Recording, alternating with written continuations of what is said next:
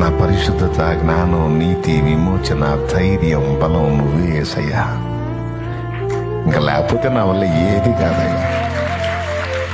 బ్రతకడమే అసాధ్యం ప్రభా.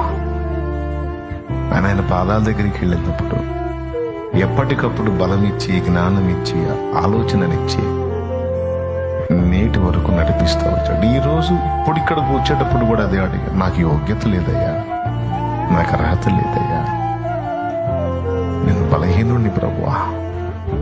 నీ బలంతో నింపకపోతే నేను బిడ్డలకి ఏమాత్రం ప్రయోజనకారిని కాను.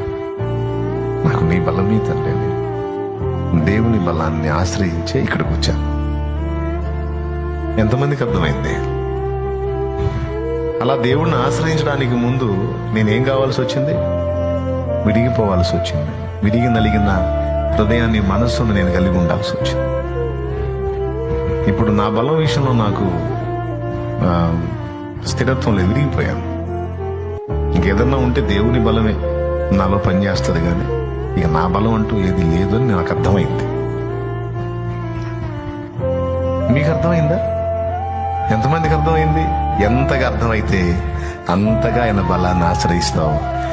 నీ సొంతం విషయంలో విరిగిపోతావు, నీ స్వీయత విషయంలో విరిగిపోతావు, నీ అహం విషయంలో విరిగిపోతావు. భక్తులందరూ ఆ మెట్టుకు వచ్చినాక దేవుని కొరకు గొప్ప కార్యాలు సాధించారు. ఆ మెట్టుకు రాకముందు ఎక్కడ వేసిన గొంగళ్ళు అక్కడే అన్నట్టు అక్కడ ఆగిపోయారు. ఆ మెట్టుకు వచ్చినాక వాళ్ళు ఘన కార్యాలు సాధించారు. అడుగడుగున దేవుని బలాన్ని ఎవరు ఆశ్రయిస్తారో వారు ధన్యులు.